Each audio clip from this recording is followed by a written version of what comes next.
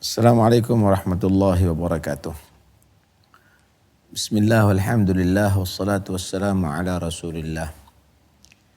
Sayyidina Maulana Muhammad bin Abdullah wa ala alihi wa sahbihi man walahu la hawla wa la quwwata illa billah. Amma ba'd. Ar-rizqu war-rizqu ma yanfa' walau muharrama. Ibn Ruslan berkata, rizki adalah segala apa yang memberikan manfaat, sekalipun dari yang haram. Artinya, rizki ada yang disebut rizki yang halal, ada rizki yang haram. Dan itu semuanya adalah telah ditentukan oleh Allah Subhanahu wa ta'ala. Rizki adalah jaminan Allah yang diberikan kepada manusia dan bahkan seluruh binatang, seluruh makhluk hidup yang melata di atas bumi. Wa ma min dabbatin fil ardi illa 'ala Allahi rizquha. Tidak ada yang melata di atas bumi ini kecuali Allah telah menjaminnya. Karena rezeki menjadi jaminan Tuhan, maka hendaklah manusia tadi itu berhati-hati memilah untuk mendapatkan yang halal, bukan yang haram. Bukti rezeki itu jaminan Allah Subhanahu wa ta'ala adalah apa yang kita makan. Kadang-kadang kita memakan ikan laut yang ada di hadapan kita. Tahukah Anda bahwa ikan itu hidup ada di tengah lautan asalnya? Tetapi Anda untuk mendapatkan ikan itu, Anda tidak perlu datang ke lautan. Tapi Allah telah mengatur ada nelayan yang menjaringnya, ada tukang penjual ikan yang menjual ada di pasar, bahkan ada yang mengantarkan ke rumah Anda dan Anda tinggal memakannya. Anda untuk mendapatkan buah-buahan, bahkan mungkin anggur Amerika, apel Australia, yang dari luar negeri, itu pun berdatangan karena sudah tercatat sebagai rezeki Anda datang kepada Anda. Karena itu, apapun upaya Anda, apapun usaha Anda, maka Anda tidak akan mendapatkan kecuali rezeki yang telah ditentukan oleh Allah Subhanahu wa ta'ala. Belum tentu yang ada di rumah Anda, ada di lemari es di rumah Anda, itu rezeki Anda. Mungkin rezeki orang lain karena ajal Anda sudah tiba kepada Anda. Bahkan belum tentu yang ada di mulut Anda itu rezekinya Anda. Karena mungkin akan dikeluarkan dari mulut Anda dan itu adalah rezeki daripada semut atau binatang yang akan memakannya. Karena itu, fokuskan hidup adalah untuk ibadah kepada Allah. Adapun rezeki adalah jaminan Tuhan. Allah Subhanahu wa ta'ala memerintahkan kita untuk beribadah kepadanya, wa ma khalaqtul jinna wal insa illa liya'budun ma uridu minhum rizqin wa ma uridu yut'imun innallaha war-razzaq dzul quwwatil matin. Aku tidak ciptakan manusia dan jin kecuali untuk mereka melakukan ibadah kepadaku, mentauhidkan aku, taat kepada aku. Aku tidak menuntut kepada manusia untuk memberikan makan kepada aku, memberikan rizki kepada aku. Aku Allah yang maha memberikan rizki kepadanya. Dengan Anda melakukan ibadah, maka insya Allah Anda akan mendapatkan rizki hissi, rizki yang lahir, dan rizki yang ma'nawi. Rizki yang lahir mungkin berupa makanan, pakaian, materi. Rizki yang batin adalah ketenangan hati, kekuatan iman, pasrah yang penuh kepada Allah Subhanahu wa ta'ala, keyakinan yang murni, ilmu yang manfaat, maka akan mendapatkan dua rizki hissi dan rizki ma'nawi. Semoga insyaallah kita semuanya menjadi orang yang marzugin, mendapatkan rizki Allah Subhanahu wa ta'ala dengan rizki yang halal dan rizki yang bisa menjadikan kita sampai kepada ridha Allah, surga Allah, dan bisa bersanding dengan Rasulullah sallallahu alaihi wasallam. Wassallallahu ala sayyidina Muhammad wa alihi wasallam. Walhamdulillahi rabbil alamin. Wassalamualaikum warahmatullahi wabarakatuh. Assalamualaikum warahmatullahi wabarakatuh. Bismillah walhamdulillah. Wassalatu wassalamu ala Rasulillah Sayyidina Maulana Muhammad bin Abdullah wa ala alihi wa sahbihi man walah wa la hawla wa la quwwata illa billah, amma ba'd.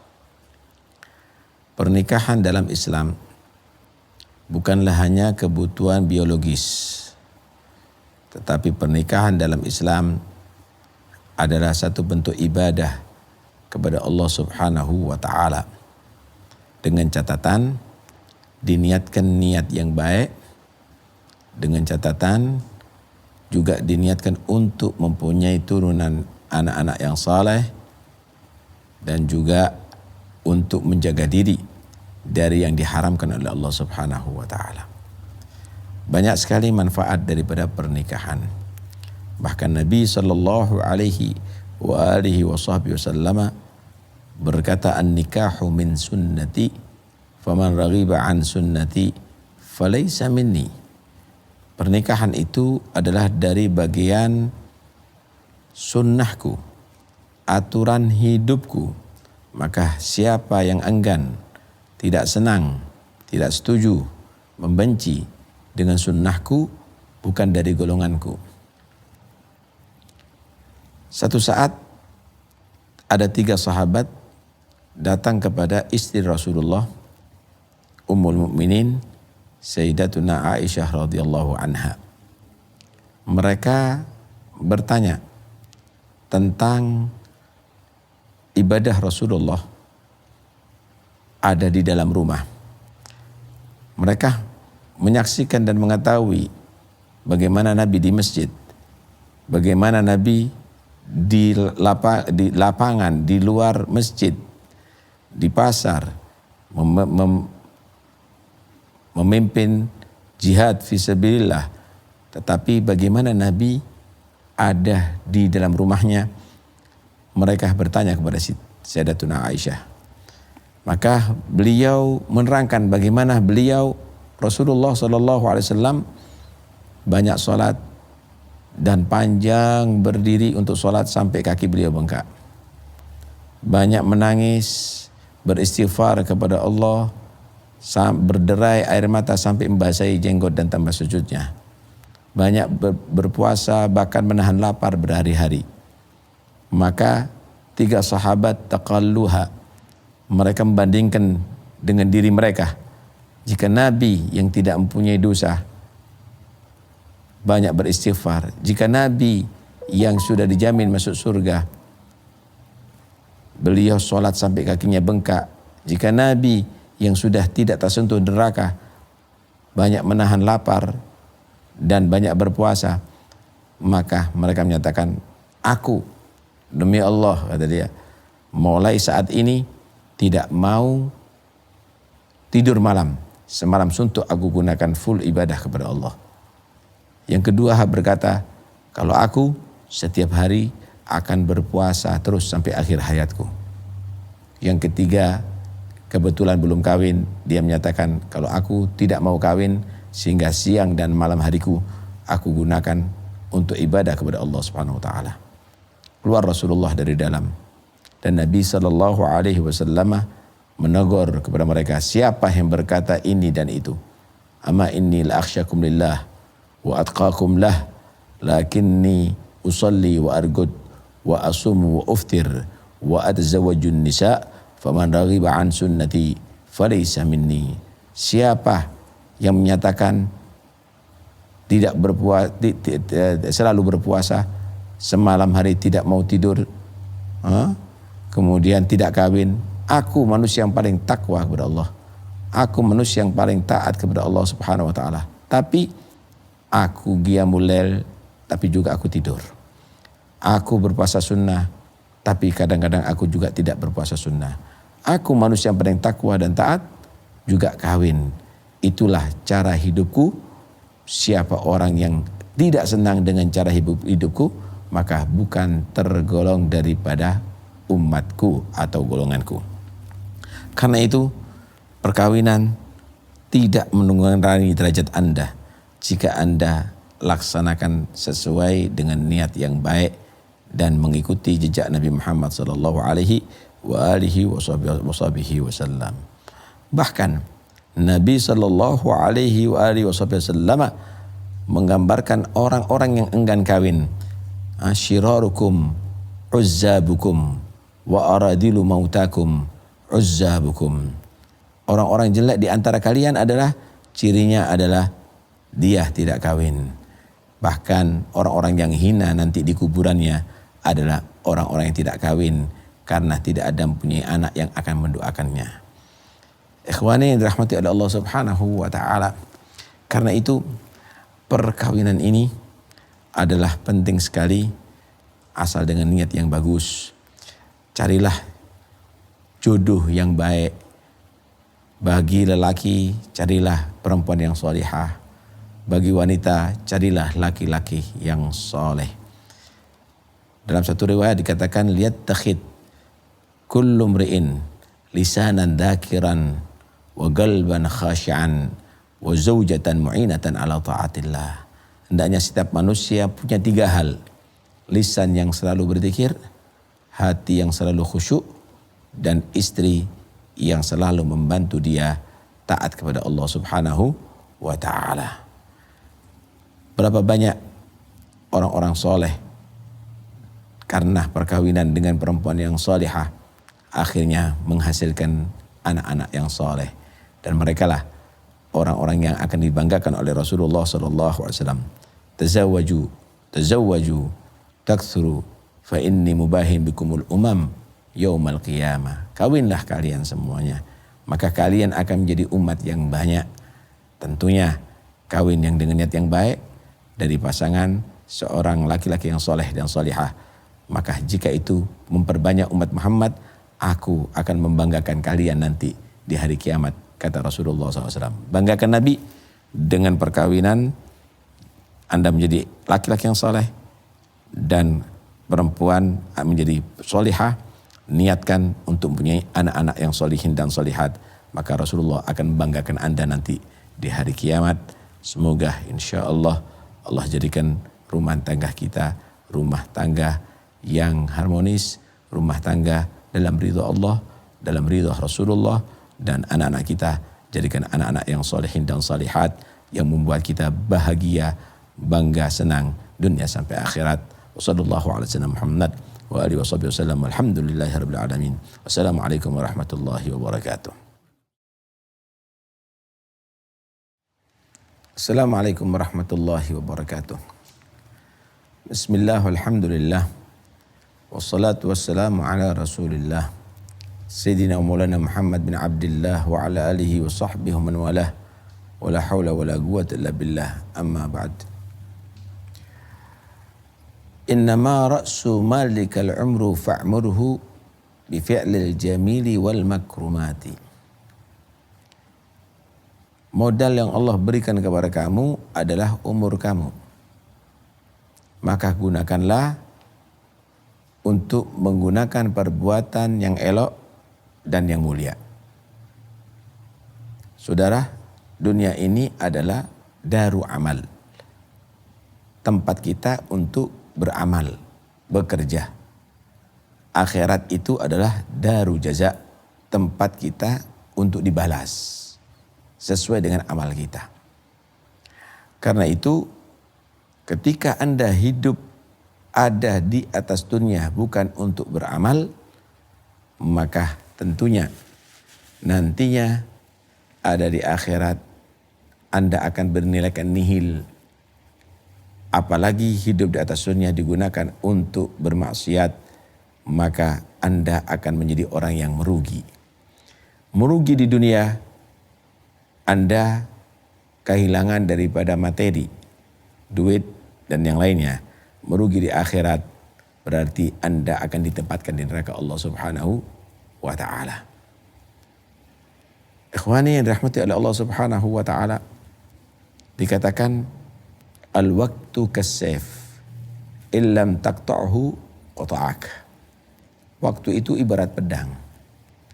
Jika kamu tidak mematahkan pedang itu, maka kamu yang akan dipotong oleh pedang itu, akan dipenggal oleh pedang itu.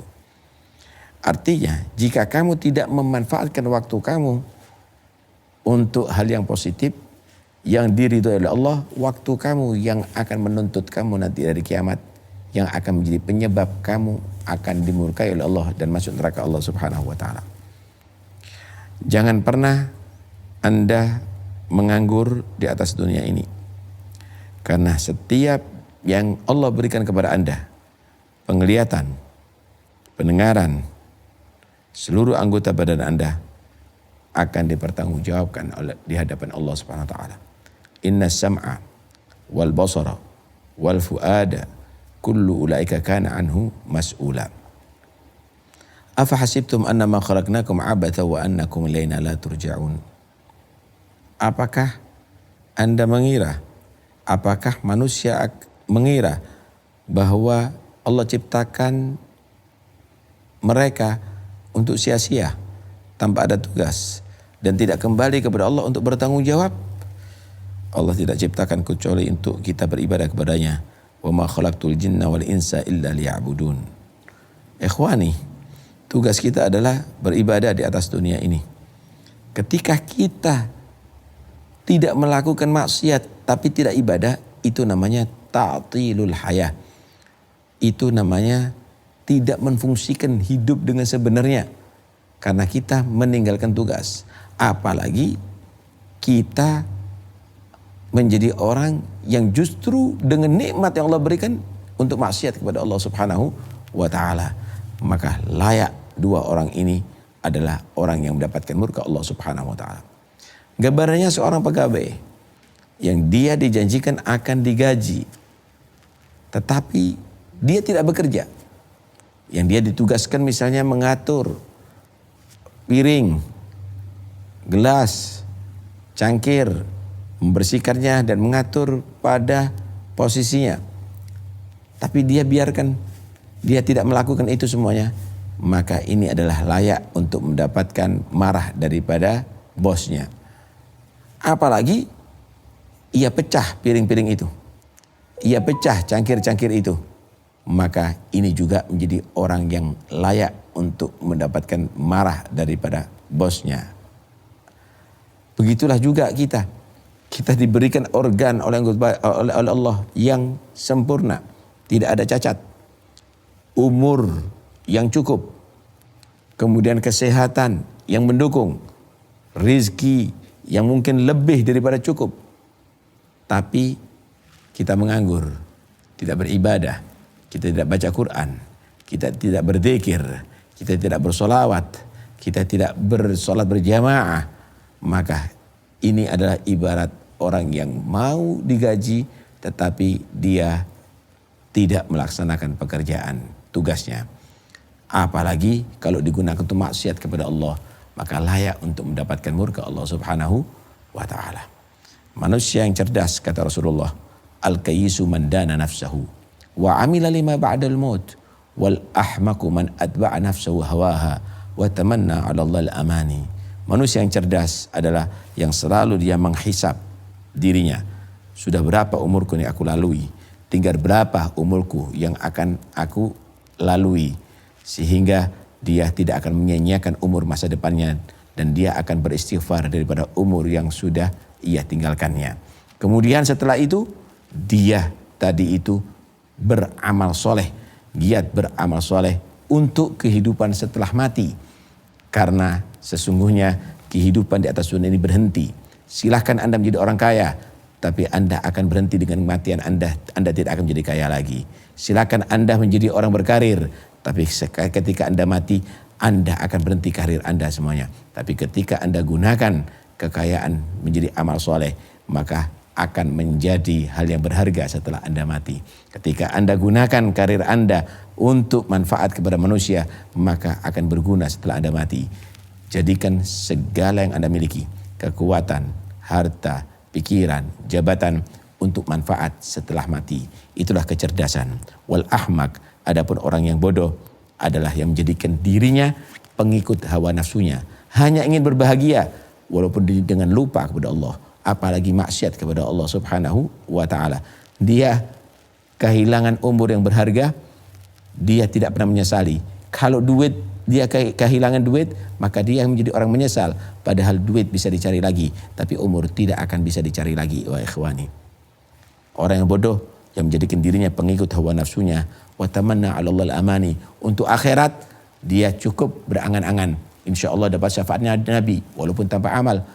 Insya Allah masuk surga walaupun tanpa dia tadi beramal. Insya Allah diampuni dosanya walaupun tetap maksiat kepada Allah Subhanahu wa ta'ala. Mana mungkin orang berharap panen tapi tidak menggarap sawahnya, saudara. Mana mungkin orang akan mendapatkan anak tapi dia tidak kawin, saudara.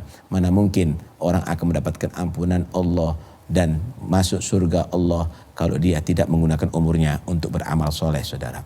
Karena itu jadilah orang yang rasional. Jadikan umur Anda berharga ini untuk taat kepada Allah, maka Anda akan menjadi orang yang beruntung dunia sampai akhirat. Wassallallahu ala sayyidina Muhammad wa alihi wasallam. Walhamdulillahirabbil alamin. Wassalamualaikum warahmatullahi wabarakatuh. Assalamualaikum warahmatullahi wabarakatuh. Bismillah walhamdulillah. Wassalatu wassalamu ala Rasulillah Sayyidina Maulana Muhammad bin Abdullah wa ala alihi wa sahbihi man wala wala hawla wala quwwata illa billah, amma ba'du.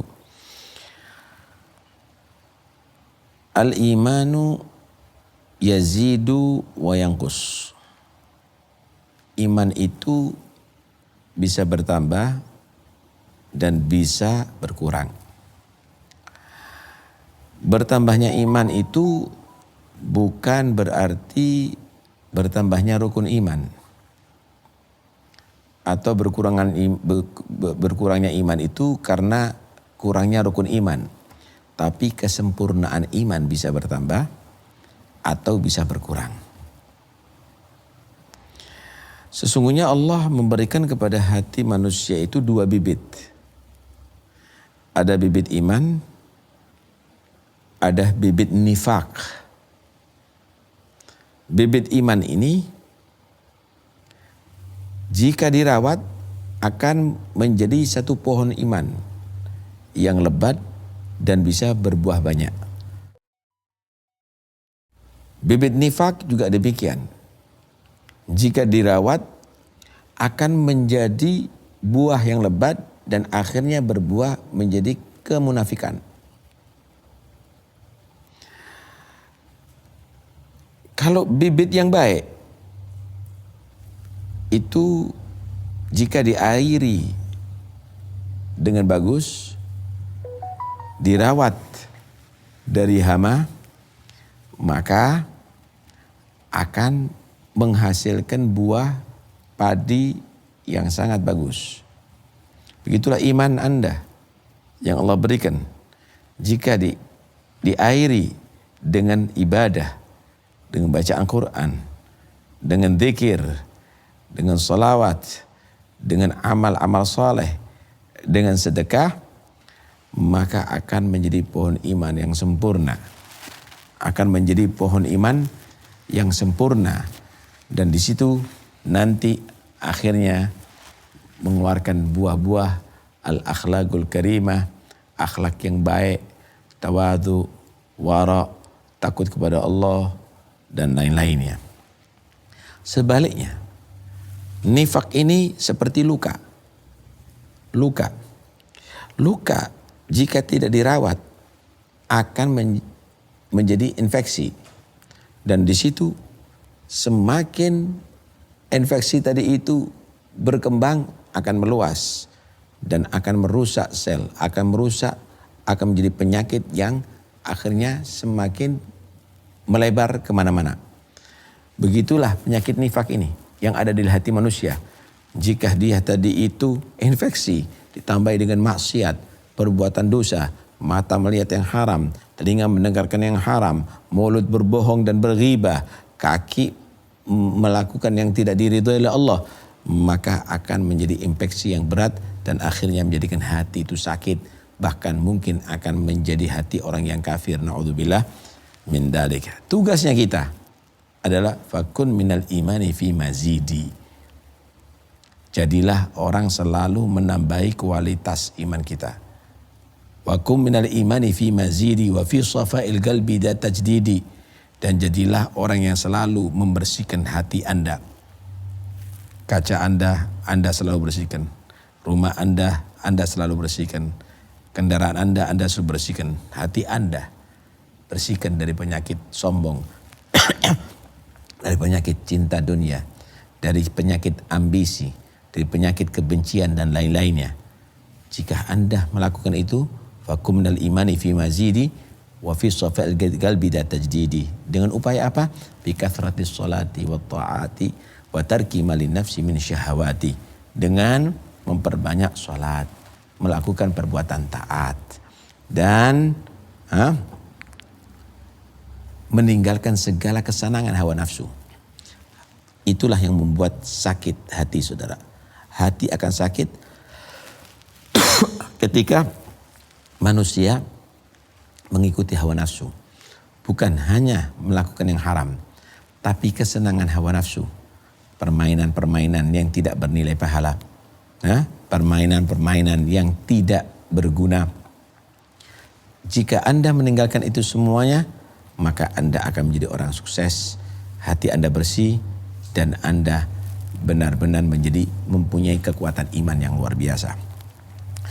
Kekuatan iman akan melahirkan satu al-yaqin, keyakinan yang sempurna. Al-yaqinu wal imanu kulluh. Keyakinan itu adalah iman yang sempurna. Kalau sudah demikian, maka Anda akan selalu percaya apa yang Allah Subhanahu wa ta'ala janjikan. Anda tidak pernah meragukan tentang kebesaran Tuhan Anda, Allah Subhanahu wa ta'ala. Anda akan pasrahkan hidup Anda kepada Allah Subhanahu wa ta'ala. Anda yakin bahwa kehidupan Anda adalah karena diatur oleh Allah Subhanahu wa ta'ala. Berapa banyak mereka orang-orang yang soleh menjadi orang-orang yang berbahagia bukan karena dia mengandalkan dirinya, tetapi dia adalah karena mendapatkan anugerah daripada Tuhannya, Allah Subhanahu wa ta'ala. Saudara, kenapa manusia bisa banyak takut di atas dunia ini? Gelisah, penuh khawatiran. Karena itu kekuatan iman dan yakinnya terhadap Tuhannya berkurang. Bahkan mungkin rusak imannya. Anda lihat bagaimana mereka, para aulia Allah. Mereka tidak pernah sedikit pun khawatir. Karena selalu merasa ada Tuhannya. Hasbunallah wa ni'mal wakil. Hasbunallah wa ni'mal. Cukup bagiku Allah. Dan dialah sebaik-baik yang bisa kita pasrahkan diri kita kepadanya. Para sahabat Rasulullah SAW ketika mereka diteror dengan orang-orang musyrikin dalam peperangan Badar, mereka dikabarkan kepada mereka, indan nasa qad jama'u lakum fakhshawhum fazadahum imana wa ala rabbihim yatawakkalun. Mereka orang-orang musyrikin, mereka telah mengumpulkan kekuatan. Mereka telah mengumpulkan senjata yang mutakhir. Fakhshawhum, takutlah kepada mereka, tapi mereka tidak pernah gentar. Fazadahum imana, tambah imannya. Ini yang telah dijanjikan oleh Allah untuk Allah membantu kita. Akhirnya mereka mendapatkan kemenangan dari Allah Subhanahu wa ta'ala. Karena itu tidak ada takut bagi orang-orang yang kenal dengan Tuhannya Allah, yakin terhadap Allah Subhanahu wa ta'ala. Anda lihat bagaimana aslafun as-salihin, mereka tidak pernah khawatir hidup di atas dunia ini karena mereka sudah percaya janji Tuhannya ketika menjadi orang taat kepada Allah Subhanahu wa ta'ala. Dan mereka tidak pernah merasakan bahwa dirinya adalah disakiti oleh Tuhannya, tapi mereka dengan husnudzannya dia meyakini bahwa yang tertimpa pada dirinya adalah sapaan mesra daripada Tuhannya. Saudara, ketika orang tadi itu terasa sakit dicubit, maka lihatlah kepada siapa yang mencubit. Kalau yang mencubit adalah musuh, itu adalah sakit karena Anda memang mau disiksa. Tapi ketika yang mencubit Anda adalah kekasih, maka itu adalah sapaan mesra dari kekasih Anda. Begitulah mereka ketika merasakan apapun terjadi dari Tuhannya, dia tidak menilai bahwa itu adalah bala daripada Tuhannya. Dia mensyukuri karena dia menilai bahwa itu adalah sapaan daripada Tuhannya. Idza ahabballahu abdan ibtalah. Jika Allah itu cinta kepada hambanya, maka Allah akan menguji dia. Ujian daripada Tuhan itu bukan satu bentuk kebencian, sama dengan guru menguji kepada murid, itu adalah untuk kesuksesan. Karena itu mereka menjadi hamba pilihan Allah karena mengenal dengan Tuhannya. Hiduplah dengan iman yang sempurna, maka Anda tidak pernah takut hidup di atas dunia ini, dan Anda tidak akan susah hidup di atas dunia ini. Mudah-mudahan insyaallah kita merasakan apa yang dirasakan oleh mereka semuanya. Wassallallahu ala sayyidina Muhammad wa alihi wasallam. Walhamdulillahirabbil alamin. Wassalamualaikum warahmatullahi wabarakatuh.